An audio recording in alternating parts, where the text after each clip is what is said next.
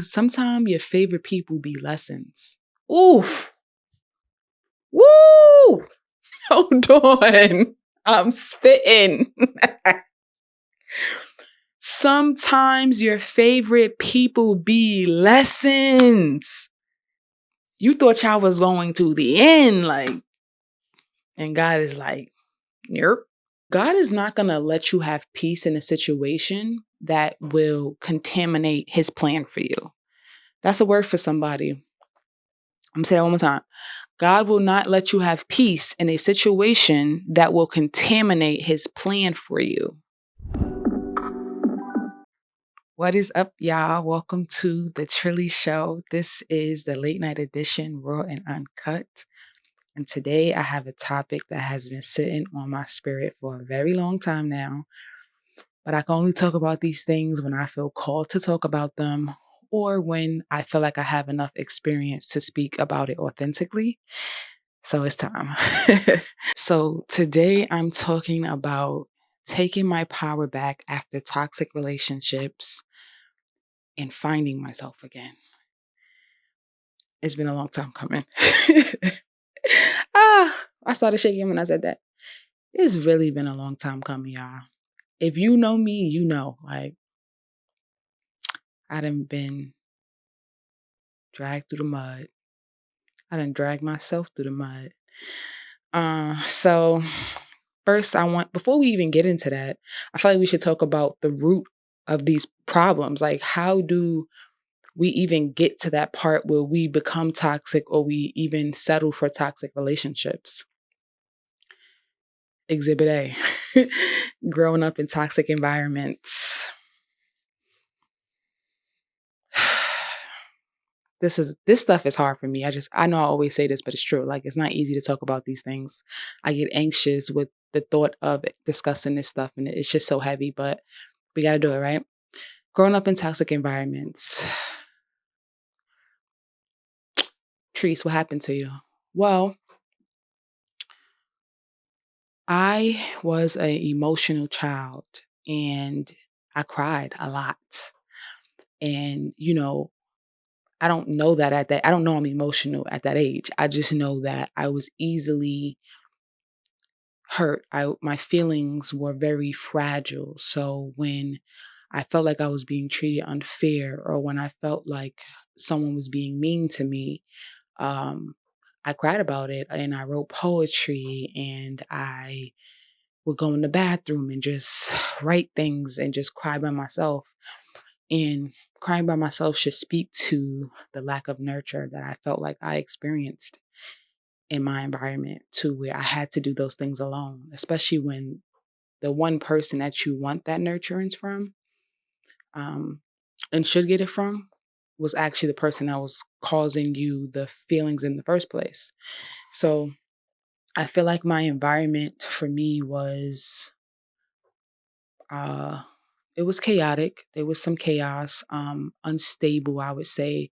And when I say unstable, that's obviously on a broad scale, but for me, I'm just going to specifically speak on the things that I felt mess with my mental and made me, be in toxic relationships or become a toxic person. I feel like the instability of it was never you didn't never know what to expect as far as the energy. Like, it could either be up, down, in the middle, crazy, chaotic, but it was never for a long period of time, one thing you could just expect peace, sanity, and, something that made you feel safe, right? So for me, I feel like that caused me to grow this hard shell. And with that hard shell, when you go out into the world, right? And now you start to build relationships, friendships, whatever, that's going to spill over in that. Let's be honest. You're too young to even understand that. Like, you just know that you remember feeling a certain way as a kid and feeling like you didn't get certain things as a child. And when you don't, I feel like I'm trying to beat around the bush, and that's obviously the problem here.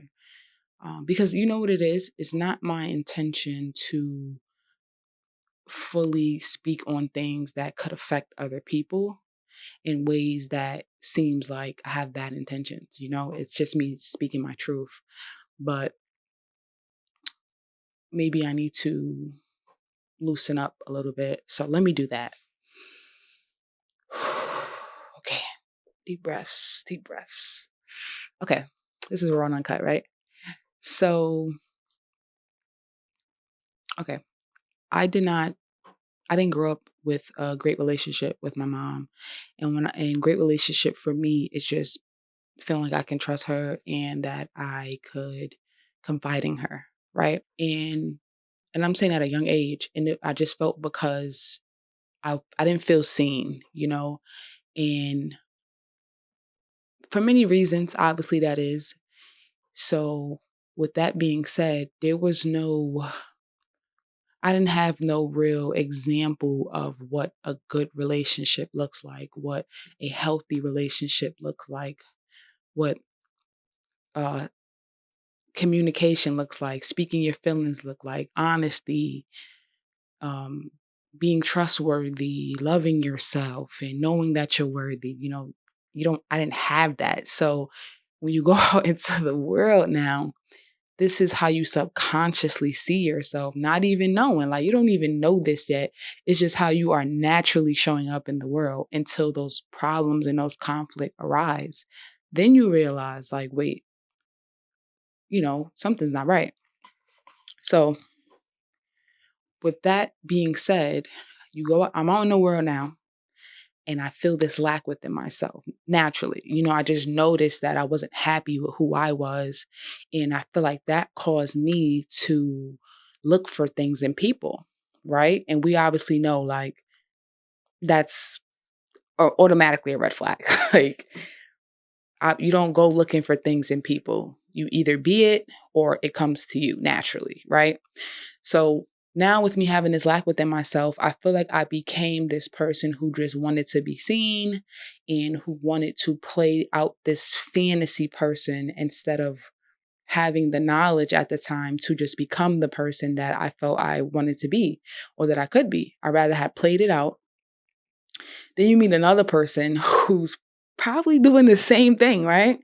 So that's where the toxicness comes from, because you have two people who are living in delusion, right? And not realizing that it's as delusional as you want to be, this stuff, whatever you have deeply rooted inside you, unhealed, it's going to show up eventually, whether that be in the arguments or if you're insecure, but you're trying to act confident, like, that's going to show up. You're going to be triggered at some point, and you could try to hide it, but you're going to be dealing with that by yourself, which is no better. Like, okay, yeah, now no one knows, but now you're in the dark crying and carrying on and fighting this battle, right?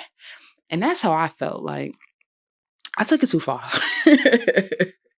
Like, I got talented at being delusional. It's not even funny.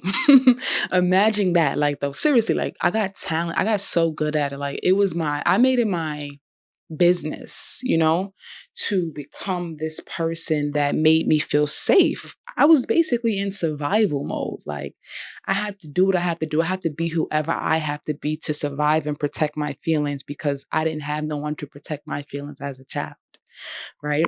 And that's when the codependency started to happen. That's when my life changed forever. And we're going to take a sip before we get into that. I'm not going to lie to y'all. It's something about these late night vibes that, I don't know. It's hard to get on here, but when I come on here, it brings out the best in me. Okay, so now I form this codependency, right? Because one is like, I'm basically looking for something that I didn't get in my mom and my relationships.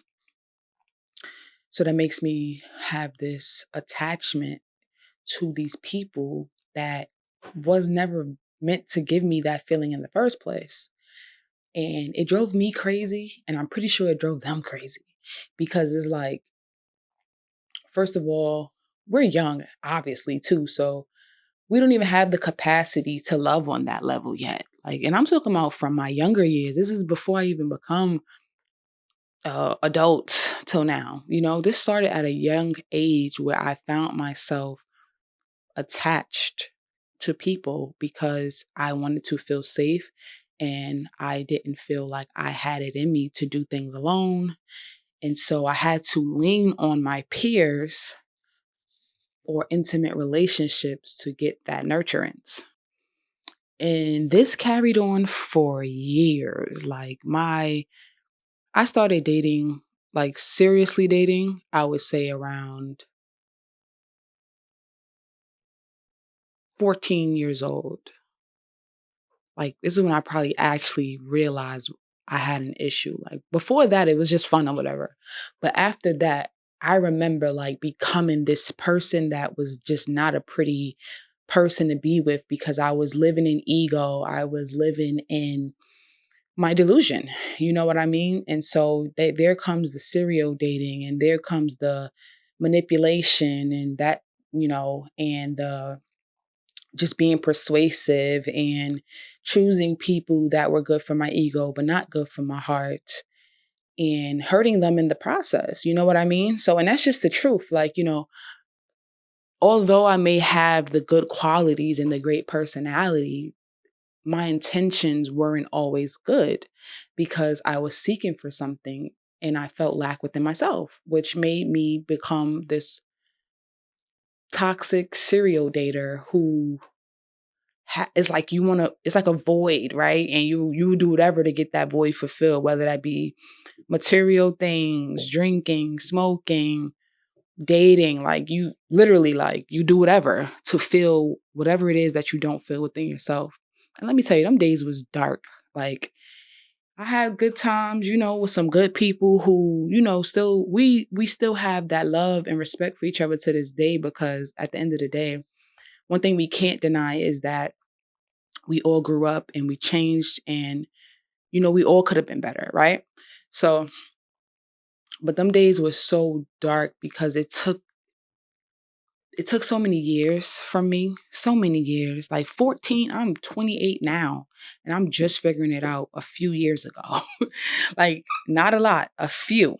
So, that's a long time to be in that bondage and that darkness and never having time to yourself because you don't know how to be alone and never being able to figure out who you are and build your relationship with God and work on your goals and your aspirations because you just stuck in that cycle, that toxic cycle, like person after person.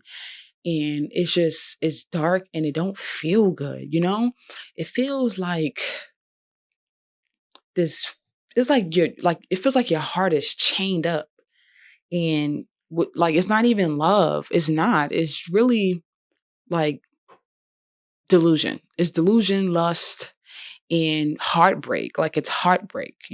So I had to realize how much trauma I was inflicting on myself and as well as others. Because and even getting with people who were toxic too. Like, so it's not like,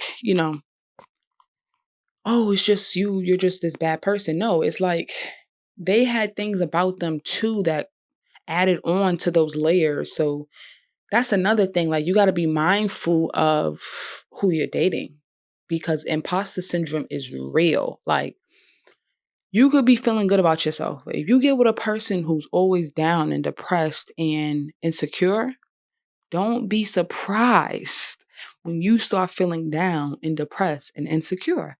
Like, and some people are energy vampires. Like, they will literally try to steal your light and then make it seem like you're the crazy one, like something that like you are the one that brought all of this to the forefront. Like, they came with their stuff together. Like, you know what I mean? So it's two sides to the story. But yeah, all of that pain inflicted on me and on myself and the pain that I inflicted on others and the pain that others inflicted on me, it came to a point where I just reached my breaking point. Like, this is insane. Like, what are we doing here? Like, we wait. You spend 1 year, 2 year, 3 year, 4 years, 5 years with somebody you ain't never had no business with in the first place. Like, Could you imagine 5 years of your life, 4 years of your life, and something that was never gonna work out? Like, it never was. Like, no matter what happened, it was never meant to work out. And let's talk about how a lot of these things interfere with your purpose. Like, God is not gonna let you have peace in a situation that will contaminate his plan for you. That's a word for somebody. I'm gonna say that one more time. God will not let you have peace in a situation that will contaminate his plan for you. You understand that? So you think this is your person. You can think whatever you want.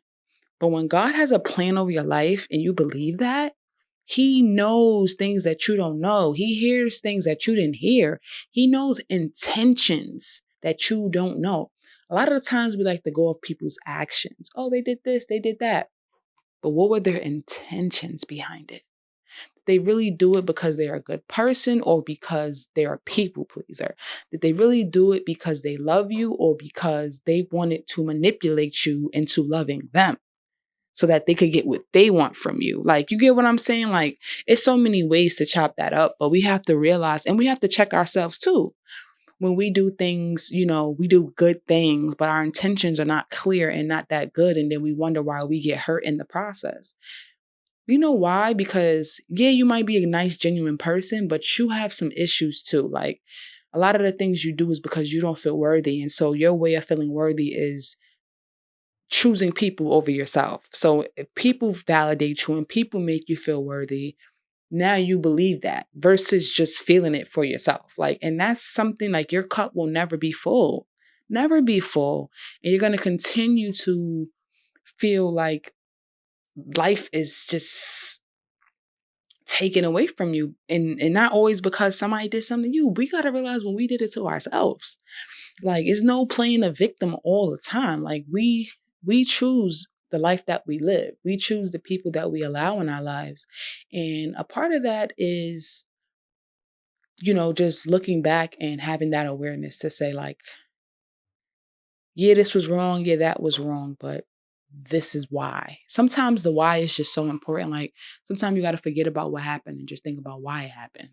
And that will give you all the clarity you need. So, with that being said, there's so much I could say to that. And I feel like I don't even know, like, I feel like I didn't even scratch the surface with what I experience in toxic relationships. But it's so much. We talking about 10 plus years that I would have to cover. I think the overall thing is that I was so hurt.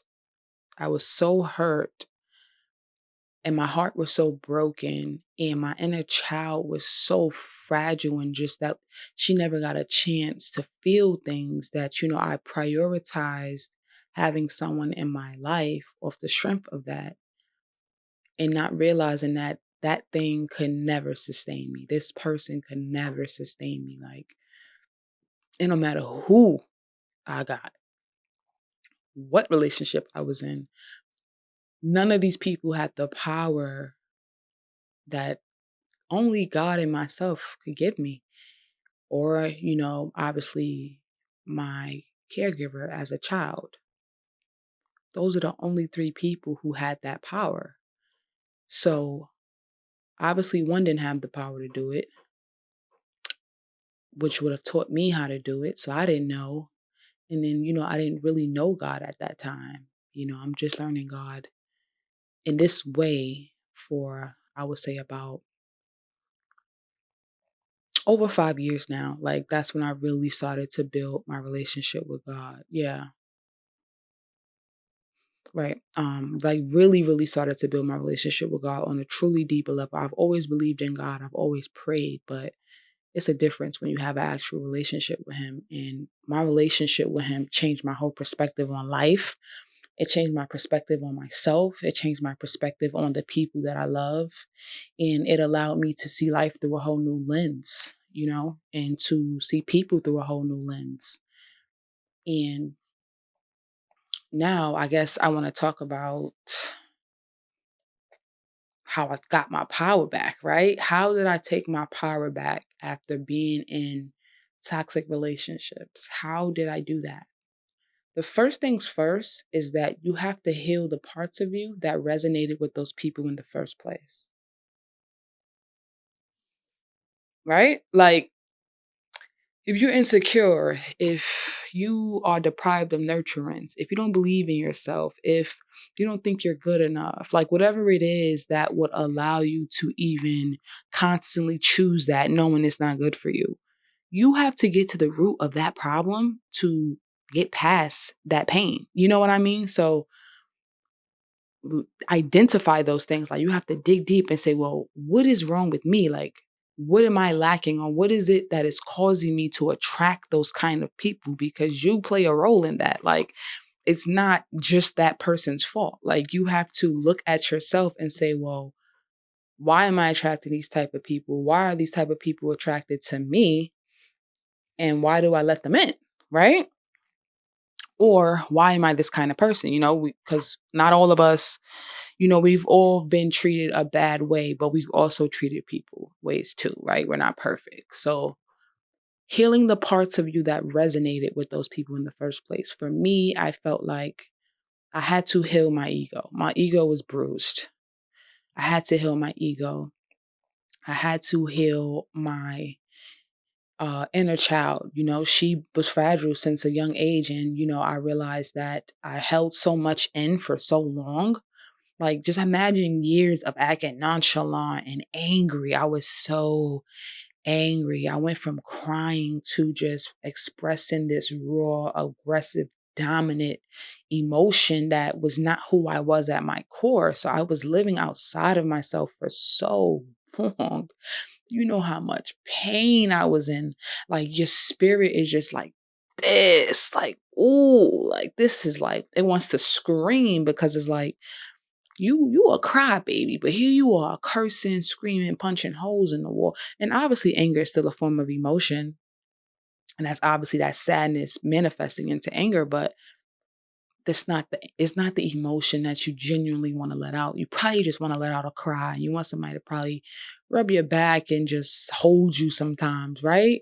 But instead we get angry and we get dismissive and we get avoidant. And that's how I was. I was very nonchalant. I was avoidant and very dismissive. And I just became so like wall up because I didn't like being vulnerable. Being vulnerable became uncomfortable for me when you weren't able to express yourself as a kid, or if you did, it was like you're never right. Like, you're always wrong and nothing you could say matters type of thing. And so I became like this person who also wanted control. I wanted to be in control of those things. I wanted to um always feel like I was right because, I was traumatized, right? So I had to heal those things in order for me to properly see myself, like who I truly am and not who I became due to what I experienced. And once I was able to do that, and that's a process, and I'm still in that process. I've gotten very, very far. I came a very long way, but I'm definitely not the person that I used to be. So once I was able to do that, I had a lot more sympathy for myself. And then I was able to practice forgiveness, like, because I realized, like, oh, wait, like, I was wrong. Like, and even when I was wronged and not wrong, I still was able to look at it like, that was wrong, but I understand. Like, you know what I mean? Like, you still hurt me, but I get it because we all going through the same stuff. Like, I see why you act the way you act because I used to do the same thing. Like, or I feel the same way. Like, you're just expressing it differently. So that's how I was able to just forgive myself. Like, I got to forgive myself. Like, I have to open up my heart to myself to say, it's okay. You know, you were hurt, right? They were hurt. And this is why this happened. This is why you had these experience with these people because simply is put, y'all were hurt. You were a kid. You were a young adult. You know what I'm saying? You had to learn from that. You had to heal. You had to grow. And that's okay too. And I practice that forgiveness every day. Some days I wake up and I refill those feelings like, man, I wish I didn't do this and didn't do that because I'll be this further in life and this and that. And it's like, it's a constant process. Like, it's not just one day you wake up and you're over it. Like, you could go a month without even thinking about these things, and then something triggers you and you're like, oof, like, I gotta constantly remind myself that, look, listen, the first step is healing. And then, comes the progress of seeing your life change and new people coming into your life and you building new relationships, because God took everything from me. He said, listen, a lot of this stuff that you built up and you've gained was things that you had when you were in a season or in a vibration that's not authentic to who you are. So if I let you keep that, then you're still roaming around and having connections to energy that's only going to pull you back. You know what I mean? And that, because sometimes your favorite people be lessons. Oof. Woo! Hold on. I'm spitting. Sometimes your favorite people be lessons. Like, that was my dog. Like, you was really my home girl. Like, that was my homie. But you gotta go, B. No, for real though. It's not funny. It's not funny. Because I was hurt. I was hurt. I was hurt. I'm still hurt about a lot of stuff. But see, I'm about to get emotional. Look at me, crybaby coming back out. But no, seriously, like when your favorite person, like the person that you was like, like you thought y'all was going to the end, like, and God is like, yerp. It's like, let's just say we was all like in a circle and we look little to God, and he like, boop, boop. And you're like, okay, well, at least I got such and such. Y'all vibing for another year or two. And God say, boop. And then you look like, oh, nah, dang. You know what I'm saying? Like, you just got to be like, God, no. He know. And, one more thing, too. We got to learn how to trust our intuition from the get-go. Like, those red flags are so important. Because my lap, never mind. Those red flags, because this is not a bash party, let's be clear, but I don't operate in that frequency. But those red flags are so important. You don't need to wait until something bad happens to trust yourself that you are making the right decision. We have to grow in our intuition and our spirituality enough to know when we don't belong somewhere or with people. We just have to, because that bad thing that you are waiting for confirmation could be the thing that in your life change your life forever and you may never be the same. And I'm speaking from experience. Knew what I knew, thought I had it in me to deal with it, thought I could, fix it, change it. You're not God. You can't change nobody. Not worth it. Never. That's disrespectful to God. Thinking you could do his job. You know what I mean? When he call you to a place, you'll know. Because you'll have the capability to do it. So yeah. Have to be mindful of that, thinking we could change people and make them who we want them to be, to fit our standard. There's a person out there who's just right for you, and you don't have to change them. You don't have to go through hard times and, have these terrible moments for y'all to come together and be one and be in alignment. Of course, you have to grow with people. Of course, things are going to happen and you have to learn how to be compatible and things like that. You know what I'm saying? But not to the point where you are losing yourself. God will never ask that of you. Never. So another thing that I did, outside of the forgiveness and finding God, I chose singleness and sobriety. Like, one of the best choices I've ever made. Let's be clear. Singleness, from being a codependent person who didn't know how to be alone to saying, I have no choice. Like, and I'm talking about a year and almost 2 years. So a year and a half plus of being completely single. You know what I mean? Like just really saying I have to do what I have to do and find love within myself. I don't need nobody. I don't have to talk to nobody to feel complete. I should be able to do my day-to-day task and feel good about myself and use my resources. Like I have family, I have friends, and stop using these intimate relationships to have this closeness and this nurturance. And, you know, another thing too I realize is that the love that we crave, it's normal to crave that. Like it's normal to crave closeness, intimacy, and wanting to be seen and felt and loved in these ways. But we have to realize when it's coming from a place of lack or a genuine place of just wanting to connect. Because you should not have love that causes you to disconnect from yourself. That's when you know it's coming from a place of lack. So when you crave that love, it's probably because you need something for yourself, not to give it away. Like, give it to yourself. You know what I mean? That's how I was able to take my power back by saying, you know what?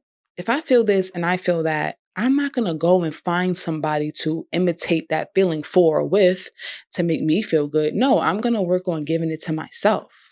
So we have building a relationship with God, practicing forgiveness, and giving the love that I needed to myself instead of giving it away to other people, right? And that is how I was able to be successful in choosing singleness and sobriety because first of all, I didn't need to be drinking anyway. You know, a lot of that was toxic too. I don't need this substance to make me feel good or to make me feel like I'm on a high and life is good. If I can't feel that naturally, then life ain't probably all that good, right? So, and if I can't feel good without somebody next to me or making me feel this way or validating me, then I'm probably not that happy, right? So choosing singleness and sobriety was the best thing I've ever done. It changed my life, and I am so proud of myself for even getting this far. I will be 2 years sober next year. I'm sorry. I will be 2 years sober next month. We're going to celebrate that. And I have almost 2 years single. And this is the longest I've ever been in both of these periods in my life for single and sobriety. This is the longest I've ever done this before, like ever. So super proud of that. It's a game changer, okay? It is a game changer. Like when you choose you, life get different for real. Like it's so powerful. It's just and it actually opens you up to love again in a healthy way. You know what I'm saying? Because I'm not giving up on love. I'm a lover girl. Like I love love. That's just me. Okay. I'm just a romantic person. That I've always been that way. So I'm not giving up on love. It's not like, oh, I'm never gonna love again. No. The more that I find myself and the more that I love myself, the more that I actually gonna attract it in this way of healthiness and fullness and this light and this like these people who are gonna come to me, they're gonna be able to love me for me. And I could see them for them and not try to change them or not try to, you know, mistreat them or anything like that. Like I can or allow them to mistreat me. We can just genuinely see each other for who we are and make a decision. Like, you know what? You're not you don't check off all the boxes or you're not the person that I'm looking for, but it was a great experience dealing with you and I wish you nothing but the best.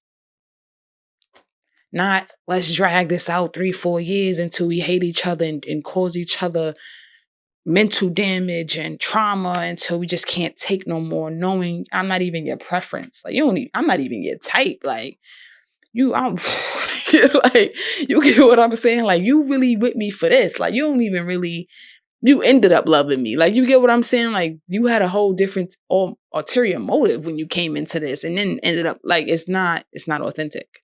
So that's another way, of taking your power back. When you love yourself, love will find you. So don't give up on love. And let me also say this that, this process is not a one-way street. Okay. If you are struggling to get over previous relationships, if it's still hard, if, you still wake up some days and want someone, if you still have hard nights, that is normal. You are a human being. Like you don't every day won't be this perfect day or this great day where you like, you feel like, oh, I'm good, I'm perfect now. No, you know what I mean? That's okay. It's not, but that doesn't mean that you haven't healed or that you're not actively healing. Like, don't let those hard moments and those hard times dictate how far you've come.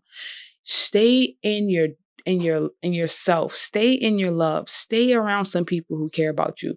Stay around the community of people who genuinely want the best for you. Talk to God every single day. And day by day, it gets better. It gets better. Do not let that stuff fall behind. Don't forget to heal, because those triggers and those things that allowed you to be in a relationship in the first place, they're going to come back up. And you don't want to 3 years go by and you finally get with somebody and whatever, and you still struggling with something that you could have been dealt with 3 years ago. You know what I mean? Don't do that. That's different than healing and realizing, okay, you could use some extra help. And that's what healthy relationships are for too. Because you won't know how far you came until you get in relationship, friendship, whatever. Like, it doesn't always have to be a relationship. Even your friends could trigger you and show you how far you come in your healing journey. But if you ain't doing the work at all, and you thinking time just go by, you having fun, you drinking, you partying, you carrying on, and somebody come in your life, you think they're the best person ever, yeah, it's another test. It's another test. And you're not going to pass it. So we got to be mindful of if we're healing, how we're healing, and giving ourselves grace to heal. I've been doing the work, okay? That's how I took my power back. I did the work behind closed doors, nobody looking. It don't matter who knows. I did the work. I'm doing the work actively. I'm praying. I'm meditating. I'm calling myself out. I'm apologizing.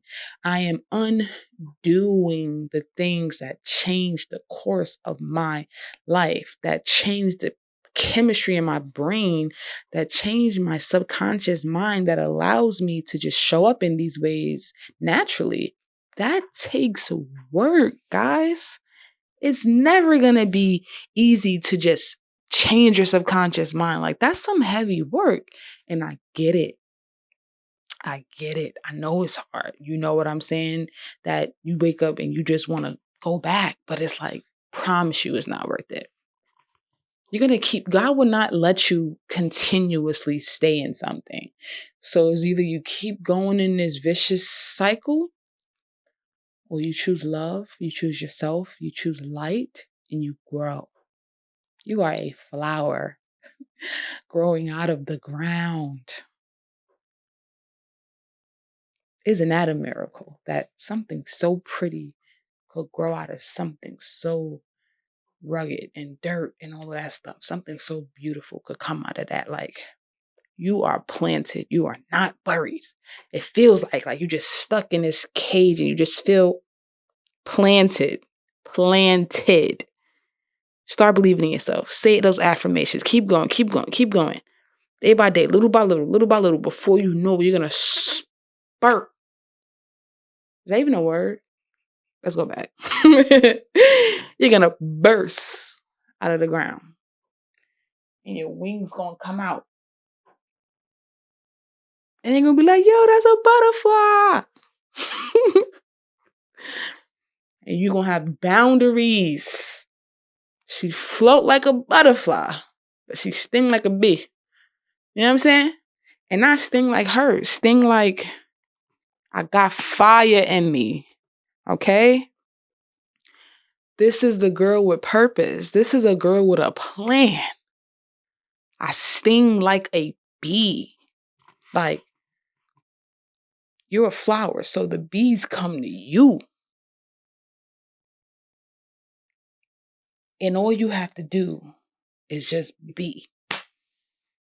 Flower, flower. Just flow, baby. I don't know what I was talking about with that whole bee stuff. I really don't know. Never mind that. I'm gonna keep that in though. This Raw and Uncut. We having fun. We talking about the hard stuff, and we are just becoming better versions of ourselves. So shout outs to me for taking my power back. It's been a long time overcoming years and years and years of experiences that broke my heart, tore me down, made me make a fool of myself, embarrass myself, and even stay in embarrassing situations that were not in God's plan for me, not a part of my calling. But here we are now today doing the things that I was born to do. And I've been wanting to start YouTube, and I actually was in a relationship that held me back from that. And not like that, like I'm not blaming it on the relationship. I take full responsibility for how I allowed that to hold me back. But God said, mm-mm. It's but so much I'm going to give you when you're not in alignment. You get what I'm saying? So I'm proud of you. I love you. You got this. You're beautiful. You are going to blossom, okay? Life is going to be so good for you. You're going to do so many great things. And you have the power to take your power back too. Finding yourself again. That is what we're doing. And we are nowhere near finished. Like, we are just getting started. It's just getting good. We only going up, baby. We are only going up. Okay? It took me a week to do this video after when I originally wanted to record it. I had this idea for a long time, but it was just on my spirit. But it took me a week to actually say, okay, I'm going to record it because it's hard, guys. You see me, I'm on here now. I'm vibrant. I'm talking. I'm smiling. Man, I woke up and I wasn't feeling well every single day before I made this video, and I kept prolonging it. I say that to say it's a process to take your power back. I'm still tired. I still deal with illness. I still deal with doubt, anxiety, and all of these things. It is a process to take your power back. But all you have to do is start. Okay? I love y'all. Thank you so much for watching. And I will see you in the next episode. I'm sorry, y'all. Last thing before we go. I just want you to know that you are worthy of love. You are worthy of anything that you want to accomplish in this lifetime, any dream that you dream, any feeling that you feel. You are worthy of that. You are worthy. I don't know why I felt called to come back on here and say this, but the word worthy just came to my mind, and I felt the need to let you know that you are so worthy. Like, just keep that in mind this week, this month, this year, that you are worthy. I don't know what it is that you have on your mind right now. What's been plaguing your mind for the past few years, decades, months, whatever. You are worthy of that thing that you want, that you desire. You desire it because it's yours already. You wouldn't have that desire if it wasn't yours. So you are worthy of those things. I don't care how big or small. You are worthy. And the power that you want to have, you already have. You already have that power. You were born with the power. You just have to tap into it and dig past those layers, heal from that stuff, and I promise you, God will show you exactly why He brought you here on this earth. Okay, now we going. Love you. Bye.